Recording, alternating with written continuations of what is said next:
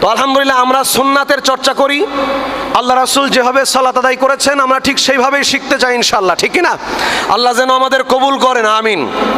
সম্মানিত উপস্থিতি, আমরা খেয়াল করেন, আমরা সামনের কাতার দেখালাম, এরপরে দ্বিতীয় কাতার। ভাই, দ্বিতীয় কাতারে যারা আছেন, আমরা কিন্তু প্রথম তাশাহুদ দেখাচ্ছি। কোন তাশাহুদ? প্রথম তাশাহুদে বসার নিয়ম, বাম পা বিছিয়ে দেবেন, বাম পায়ের উপরে পাছা রেখে বসবেন আর ডান পা খাড়া রাখবেন। এভাবে বসেন তো সবাই ইনশাআল্লাহ। পিছনের দুই কাতার সবাই। প্রথম তাশাহুদ, প্রথম তাশাহুদ।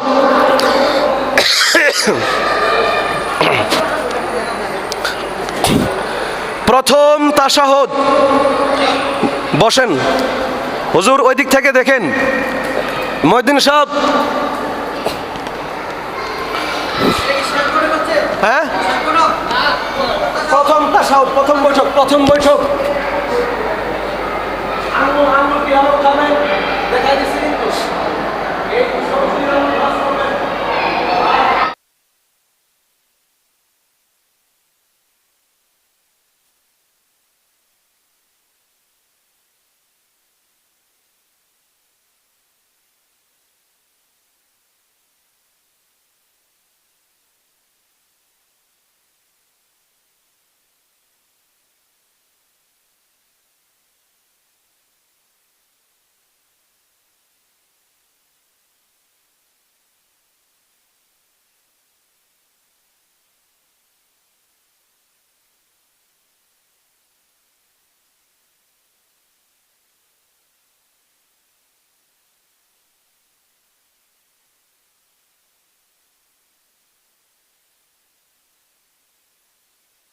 এরপরে শেষ তাশাহুদ, যেই তাশাহুদে সালাম ফেরা হয়, আত্তাহিয়াত, দরুদ শরীফ, দোয়া মাসুরা পরে সালাম ফেরা হয়, ওই তাশাহুদের নাম হলো শেষ তাশাহুদ বা শেষ বৈঠক।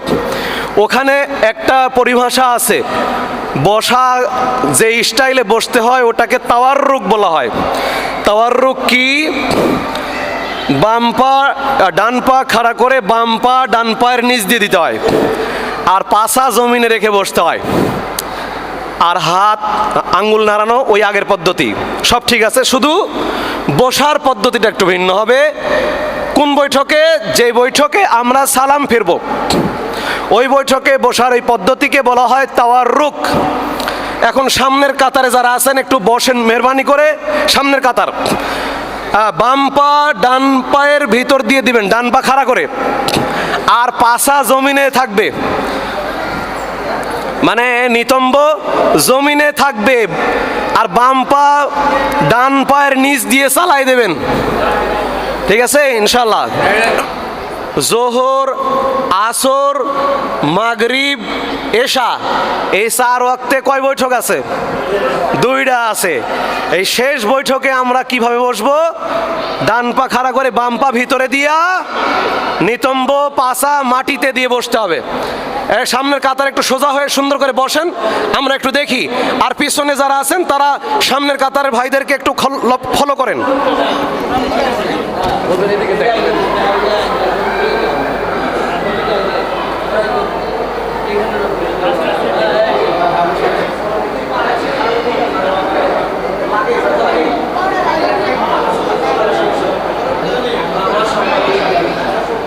ডান পা ভাঁজ করে খাড়া করতে পারছেন না, তাদের কষ্ট করার দরকার নাই, আপনি যেভাবে রাখতে পারেন সেটা, কারণ আল্লাহ কারো উপরে সাধ্যের অতিরিক্ত বোঝা চাপান না। আপনার সাধ্যের অতিরিক্ত করতে যে নিজের দেহের ক্ষতি করবেন না। আরেকটা বিষয় হলো, ঠিক আছে ঠিক আছে ঠিক আছে, আরেকটা বিষয় হচ্ছে আমরা সবাই খেয়াল করব, জোহর, আসর, মাগরিব, এশা, এই 4 ওয়াক্তের নামাজে তাওয়াররুক হয়। তাওয়াররুক কি? ডান পায়ের ভিতরে বাম পা চালাই দিতে হবে, পাছা জমিনে রেখে বসতে হবে, যেভাবে আপনারা বসলেন আলহামদুলিল্লাহ। সম্মানিত উপস্থিতি, আমাদের সৌভাগ্য হলো 1500 বছর আগে মুহাম্মদ সাল্লাল্লাহু আলাইহি ওয়াসাল্লাম আসলেন, তাশাহুদ আত্তাহিয়াত শুরু করলেন, শেষ করা পর্যন্ত, মানে প্রথম বৈঠক যদি হয় আপনি যদি ইমামের সাথে সালাত পড়েন, ইমাম যতক্ষণ আল্লাহু আকবার বলে না দাঁড়াবেন ততক্ষণ পর্যন্ত আপনি নাড়াতে থাকবেন। আবার শেষ বৈঠকে যতক্ষণ ইমাম সালাম না ফিরবেন ততক্ষণ আপনি নাড়াবেন, শুরু থেকে শেষ পর্যন্ত। শুধু একবার না, একবারে A to Z, শুরু থেকে শেষ পর্যন্ত আঙ্গুল নাড়াতে থাকবেন ইনশাআল্লাহ। এই আঙ্গুল নাড়ানোর ফজিলত কি জানেন? এটাকে শয়তান তরবারি, ধারালো তরবারির চেয়ে বেশি ভয় করে শয়তান।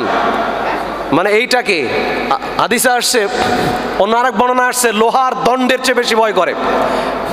যে আপনাকে যদি কেউ লোহার লাঠি বা দণ্ড দিয়ে পিটাতে আসে, আপনি যেমন ভয় করে পালাবেন, ওই রকম শয়তান এই আঙ্গুল নাড়ানো দেখে ভয় করে।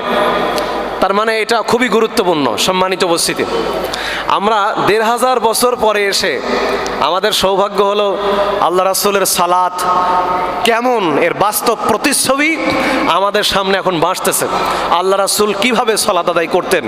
আলহামদুলিল্লাহ, আহলে হাদিস সালাফিদের বৈশিষ্ট্য এটাই, আমরা খুঁজে খুঁজে বের করি যে মুহাম্মদ সাল্লাল্লাহু আলাইহি ওয়াসাল্লাম কিভাবে সালাত পড়তেন। কিন্তু অনেক ভাইরা আছেন গাফেল, যেমন ইচ্ছা তেমন সালাত পড়ে। আল্লাহ রাসূল কিভাবে উঠতেন, কিভাবে বসতেন, কিভাবে সালাম ফিরতেন, এই বিষয়গুলো তারা গুরুত্ব দেন না।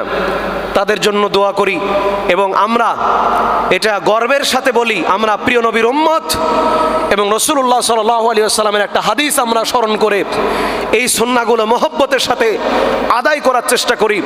আল্লাহ রাসূল বলেছেন, ইন্না মিন ওয়ারাইকুম জামানা সবরিন লিল মুতামাসসিকি ফীহি আজরু 50 শাহিদাম মিনকুম।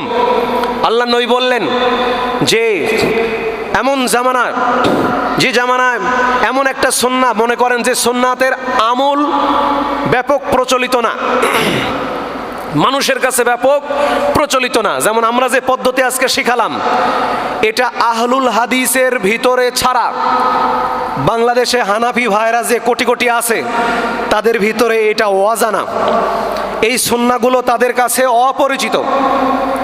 আল্লাহ রাসূল বললেন যে কষ্ট হলেও সবরের সাথে, ধৈর্যের সাথে আমার কোনো মৃত সুন্নাত, মানে যেই সুন্নাতের আমল হয় না, সেই সুন্নাতকে যদি কেউ পরিচর্যা করে, পালন করে, তাহলে তার জন্য 50 জন শহীদের মর্যাদা রয়েছে। সুবহানাল্লাহ। ওমর রাদিয়াল্লাহু তাআলা আনহু বললেন, ইয়া রাসূলুল্লাহ, এই 50 জন শহীদ কবেকার শহীদ? পরবর্তী জামানার শহীদ নাকি আমাদের সময়কার শহীদ? আল্লাহ রাসূল বললেন, শোনো, শাহিদাম মিনকুম, তোমাদের ভিতরের 50 জন শহীদ। বলেন সুবহানাল্লাহ। আরে যে ব্যক্তি একটা মৃত সুন্নাত, অপ্রচলিত সুন্নাতকে জাগিয়ে তুলে জীবিত করে আমল করবে, 50 জন শহীদ সাহাবীর মর্যাদা আল্লাহ তাকে দান করবেন। অতএব আমরা সালাত পড়ব গুরুত্বের সাথে।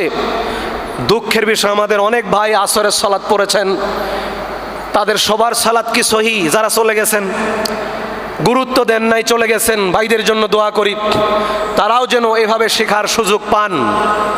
আফসোস তারা চলে গেছে সেই জন্য।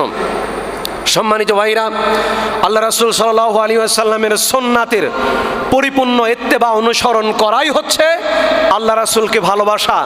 আল্লাহ রাসূলকে যদি আমরা মহব্বত করতে পারি তার সুন্নাতের ইত্তেবা অনুসরণ করার মাধ্যমে, তাহলে কিয়ামতের দিন আমরা জান্নাতে আল্লাহ রাসূলের সাথে থাকার সৌভাগ্য অর্জন করব।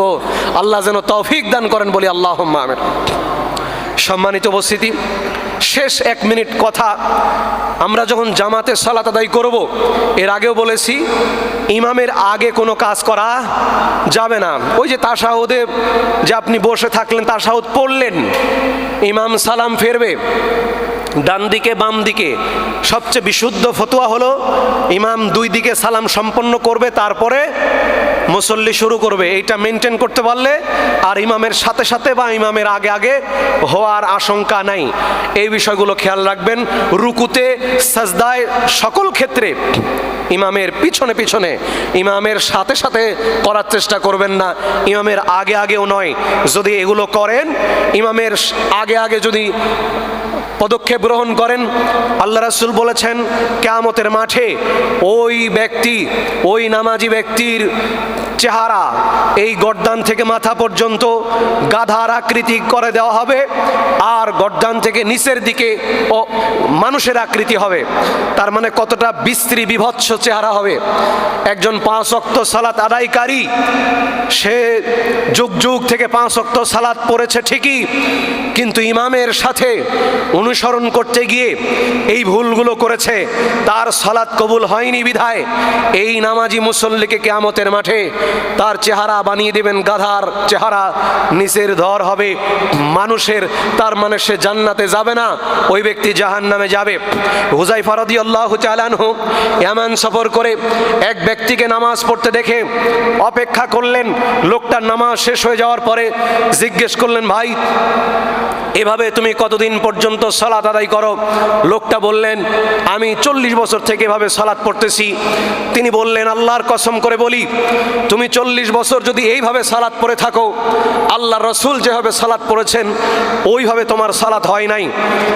তার মানে সালাত কবুলের অন্যতম শর্তই হচ্ছে আল্লাহর রাসূলের পদ্ধতিতে হতে হবে। সল্লু কামা রাআইতুমুনি উসাল্লি। নবীজি বলেছেন, তোমরা সালাত পড়ো যেভাবে আমাকে পড়তে দেখো। তিনি যেভাবে সালাত পড়েছেন পদ্ধতিগুলো সহিহ হাদিসের ভিতরে মজুদ রয়েছে।